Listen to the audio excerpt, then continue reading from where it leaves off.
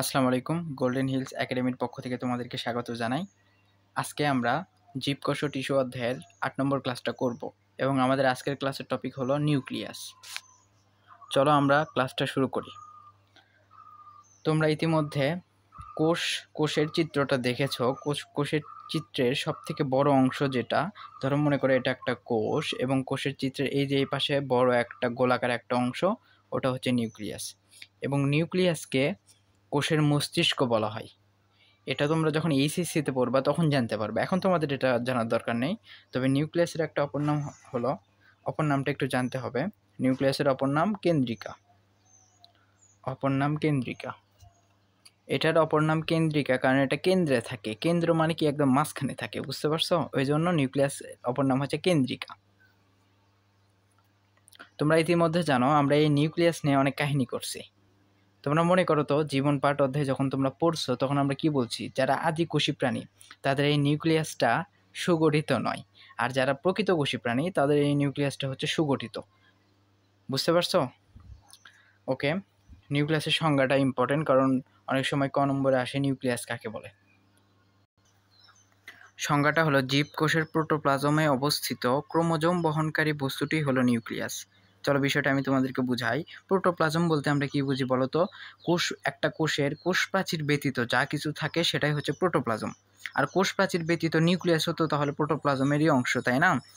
এই জন্য প্রোটোপ্লাজমে অবস্থিত ক্রোমোজোম বহনকারী বস্তুটি হলো নিউক্লিয়াস। অর্থাৎ নিউক্লিয়াসটা কি করে? ক্রোমোজোমটাকে বহন করে, অর্থাৎ নিউক্লিয়াসের মধ্যে ক্রোমোজোম থাকে। এই বিষয়টা তোমাদেরকে আমি আরও বিস্তারিত বোঝাবো। এখন যেটা দরকার সেটা হচ্ছে পরীক্ষার জন্য যেগুলো ইম্পর্টেন্ট সেগুলো আমি তোমাদেরকে দেখাবো। এখন হলো নিউক্লিয়াসের বৈশিষ্ট্য আর নিউক্লিয়াসের চিত্রটা হলো গুরুত্বপূর্ণ। চলো আমি নিউক্লিয়াসের চিত্রটা তোমাদেরকে দেখাই। তোমরা অনেকেই আছো নিউক্লিয়াসের চিত্রটা অঙ্কন করতে পারো না। তো যারা অঙ্কন করতে পারো না তারা প্রথমে এরকম 5টা দাগ দিয়ে নিবা, ঠিক আছে? আর মনে রাখবা প্রত্যেকটা দাগের পরে একটু একটু করে ফাঁকা রাখতে হবে, বুঝতে পারছো? এই যে এভাবে দাগ দেওয়ার পরে এগুলো মিলিয়ে দিবা এরকম করে। এগুলো কি করবে? এগুলোকে এভাবে মিলিয়ে দিবা। দেখো এইভাবে মিলিয়ে দেওয়ার পরে তোমরা মাঝখানে একটা নিউক্লিওলাস দিবা, ঠিক আছে? এটা হচ্ছে নিউক্লিওলাস। এটা কি? নিউক্লিওলাস। আর তার সাথে যেটা করবা সেটা হলো এরকম করে পেঁচানো ক্রোমাটিন জালিকা দিবা। এগুলোকে কি বলে? ক্রোমাটিন জালিকা। আমি চিত্র দেখাবো, মানে চিত্রটা আমি একটু যখন নামকরণ করব তখন তোমরা বুঝতে পারবা। তো এটা হলো নিউক্লিয়াস, ঠিক আছে? খুবই সহজ। আর তোমরা অবশ্যই রুল দিয়ে অঙ্কন করবা। আর পরীক্ষার হলে যখনই বলবে যে নিউক্লিয়াসের গঠন ব্যাখ্যা করো, তো প্রথমে তোমরা শুরুতে এই চিত্রটা দিবা, দিয়ে এই চিত্রটাকে একটু ব্যাখ্যা করবা। তো চলো আমরা নামকরণ করি। এই যে এটা দেখতেছো, এটা হচ্ছে নিউক্লিয়ার ঝিল্লি বা নিউক্লিয়ার মেমব্রেন। যেমন কোষের কি ছিল? কোষ মেমব্রেন বা কোষ ঝিল্লি ছিল, ঠিক এটা হলো নিউক্লিয়াসের ঝিল্লি বা নিউক্লিয়ার মেমব্রেন। তারপর এই যে দেখো প্রত্যেকটা নিউক্লিয়ার মেমব্রেনের পাশে মাঝে মাঝে দেখো ফাঁকা ফাঁকা আছে। এই ফাঁকা ফাঁকা পথকে বলে নিউক্লিয়ার রন্ধ্র। রন্ধ্র মানে হচ্ছে ফাঁকা পথ, নিউক্লিয়ার রন্ধ্র। তারপর এই যে দেখো তোমরা মাঝখানে যেই কালো একটা গোলাকার বস্তুটা দেখতেছো, এটা হচ্ছে নিউক্লিওলাস। এটা হচ্ছে অনেক গুরুত্বপূর্ণ একটা অংশ নিউক্লিয়াসের। তোমাদের যেমন মাথায় কি আছে, মাথার মানে পুরো শরীরের গুরুত্বপূর্ণ অঙ্গ যেমন মাথার মধ্যে মগজ আছে, ঠিক নিউক্লিয়াসের মগজটা হচ্ছে এই যে এটা নিউক্লিওলাস, বুঝতে পারছো? আর কোষের মগজটা কি জানো? কোষের মগজ বা কোষের মাথা বা কোষের মস্তিষ্কটা হচ্ছে পুরো নিউক্লিয়াস। আশা করি তোমরা বুঝতে পারছো। আর এই যে দেখো ভিতরে যে পেঁচানো ইয়েগুলো দেখতেছো, এগুলোকে বলে নিউক্লিয়ার রেটিকুলাম বা ক্রোমাটিন জালিকা। ওকে, নিউক্লিয়ার রেটিকুলাম বা ক্রোমাটিন জালিকা, তোমরা একে রেটিকুলাম নামেও ডাকতে পারো বা ক্রোমাটিন জালিকা হিসেবেও ডাকতে পারো। আচ্ছা দেখো, এই যে নিউক্লিয়ার মেমব্রেনের আরেকটা অপর নাম আছে, বুঝছো? যেটা তোমাদের বইয়ে দেওয়া নাই, কিন্তু তোমরা একটু লিখে রাখো, সেটা হচ্ছে এনভেলপ। ঠিক আছে? এটা আসলে তোমরা জোর দিবা না, তোমরা জোর দিবা হচ্ছে নিউক্লিয়ার মেমব্রেনে। এটা এমনি আমি লিখে দিলাম। তো দেখো অবশ্যই এর ভিতরে জেলির মতো থকথকে পদার্থ থাকবে, কারণ কোষের প্রায় সব কিছুতেই আমরা দেখছি জেলির মতো থকথকে পদার্থ থাকে এর মধ্যে। এই থকথকে পদার্থ, জেলির মতো পদার্থ বা পানির মতো পদার্থ, সেটাকে আমরা বলবো হচ্ছে দেখো এটা কিন্তু জেলির মতো পদার্থকে আমি মিনিং করতেছি, ঠিক আছে? তোমরা আবার ভাবো না যে এই যে এটা আমি ইয়েতে নিয়ে গেছি, কি বলে? ক্রোমাটিন জালিকা না তো। যে সুতার মতো যেগুলো দেখতেছে পেঁচানো, এগুলো হচ্ছে ক্রোমাটিন জালিকা।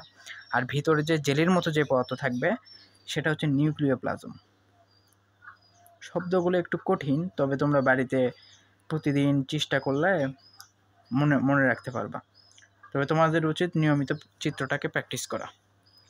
আচ্ছা, চিত্র নিউক্লিয়াস।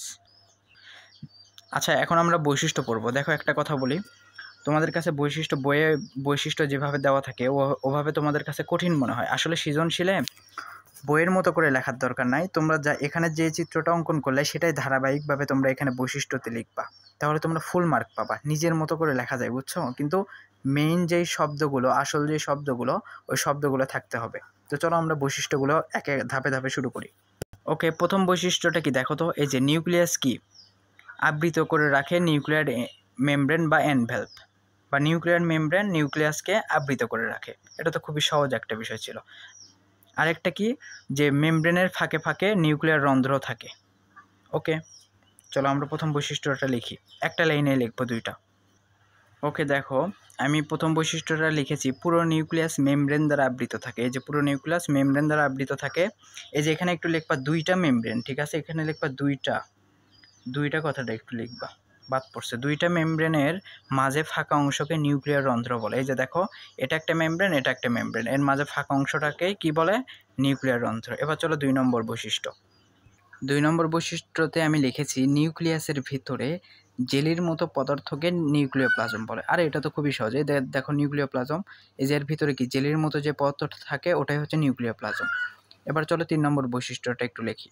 তোমরা একটু 3 নম্বর বৈশিষ্ট্যটার দিকে খেয়াল করো। নিউক্লিয়াসের ভিতরে, মানে নিউক্লিয়াসের ভিতরে নিউক্লিয়ার রেটিকুলাম বা ক্রোমোজোম সংলগ্ন গোলাকার বস্তুকে নিউক্লিওলাস বলে। অর্থাৎ দেখো, এই যে নিউক্লিয়ার রেটিকুলাম, এগুলো নিউক্লিয়ার রেটিকুলাম, বুঝতে পারছো? এগুলোর মধ্যে আবার ক্রোমোজোম থাকে।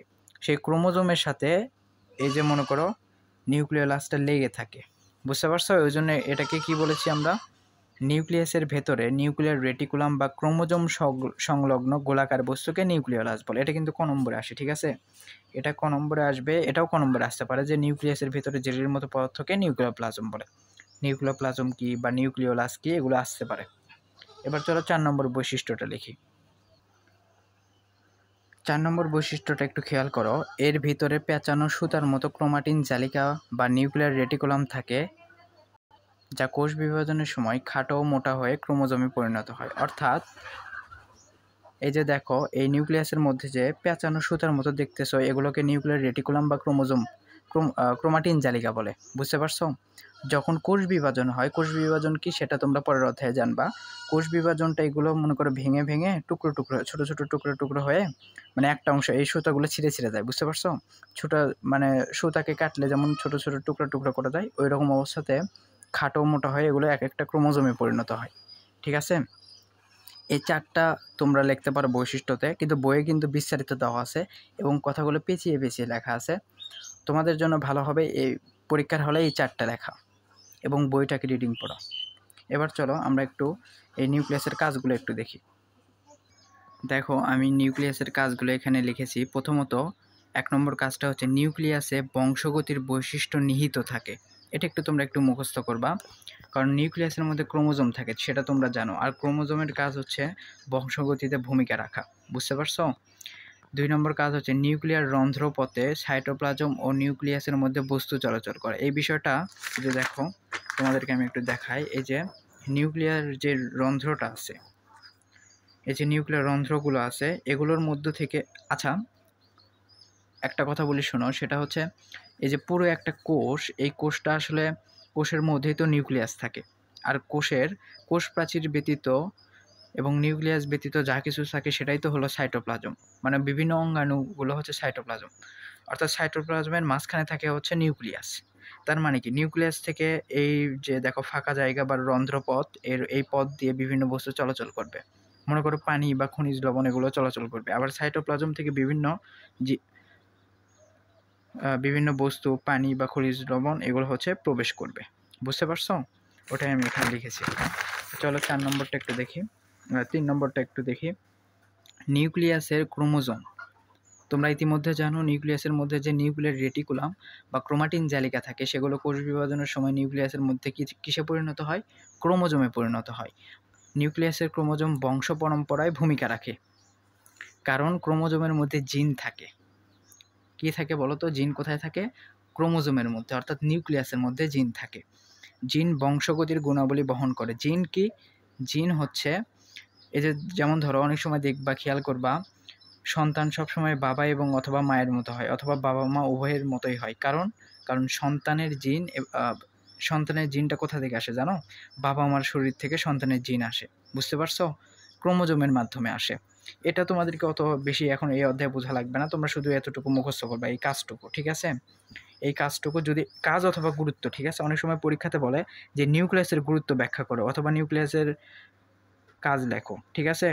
গুরুত্বটাই বেশি, নিউক্লিয়াসের গুরুত্ব হলো এটা। তোমরা চাইলে এই যে এইটাকে দুইটা লাইন করতে পারো, যে 3 নম্বর একটা দিবা, এই যে এতটুকু এতটুকু এতটুকু দিবা, দিয়ে তারপরে 4 নম্বর একটা দিতে পারো যে জিন বংশগতির গুণাবলী বহন করে, ঠিক আছে? এবার চলো এক্সট্রা তথ্য। এখান থেকে এমসিকিউ আসার মতো এক্সট্রা তথ্যগুলো একটু তোমাদেরকে একটু লিখে দিই, চলো। এখান থেকে এক্সট্রা তথ্য বা পরীক্ষাতে আসার মতো প্রথম যে তথ্যটা, সেটা হলো নিউক্লিয়াস দেখতে গোলাকার, ডিম্বাকার বা নলাকার, ঠিক আছে? পরীক্ষাতে অনেক সময় আসে যে নিউক্লিয়াস দেখতে কীরকম, তোমরা এটা দাগাবা। যদি গোলাকার অপশন থাকে গোলাকার দাগাবা, ডিম্বাকার অথবা নলাকার। আরেকটা মোস্ট ইম্পর্ট্যান্ট একটা তথ্য যেটা, সেটা হলো শিবকোষ ও লোহিত রক্তকণিকায় নিউক্লিয়াস থাকে না। এখন তোমাদের মনে প্রশ্ন আসতে পারে যে শিবকোষ কি, আবার লোহিত রক্তকণিকা কি? এই শিবকোষটা আসলে একটা কোষ, বুঝতে পারছো? একটা কোষের নাম আর কি। আর লোহিত রক্তকণিকা হলো আমাদের রক্ত আছে শরীরে, সেই রক্তকণিকার একটা অংশ হচ্ছে লোহিত রক্তকণিকা, যেটা তোমরা এই অধ্যায়ের জীবকোষ ও টিস্যু অধ্যায়ের শেষের দিকে জানতে পারবা, ঠিক আছে? জাস্ট তোমরা একটু মনে রাখবে এগুলো। তো এই ছিল আমাদের এই অধ্যায়ের গুরুত্বপূর্ণ, অর্থাৎ এই নিউক্লিয়াসের মাধ্যমে আমরা আমাদের কোষ বিষয়টা শেষ করলাম। ইনশাল্লাহ আমরা আগামীকাল থেকে টিস্যু বিষয়টা শুরু করব, ঠিক আছে?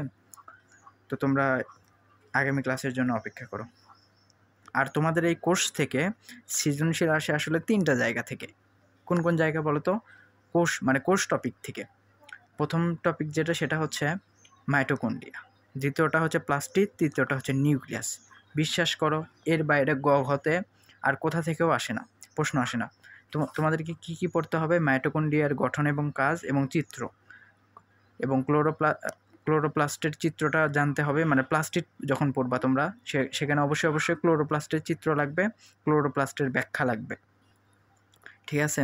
মানে প্লাস্টিডের মধ্যে ক্লোরোপ্লাস্টটা হচ্ছে ইম্পর্টেন্ট। প্লাস্টিড তো 3 প্রকার ছিল। আর নিউক্লিয়াসের মধ্যে নিউক্লিয়াসের চিত্র, নিউক্লিয়াসের গঠন এবং নিউক্লিয়াসের কাজ, এই কয়টা হচ্ছে তোমাদের জন্য অধিকতর গুরুত্বপূর্ণ।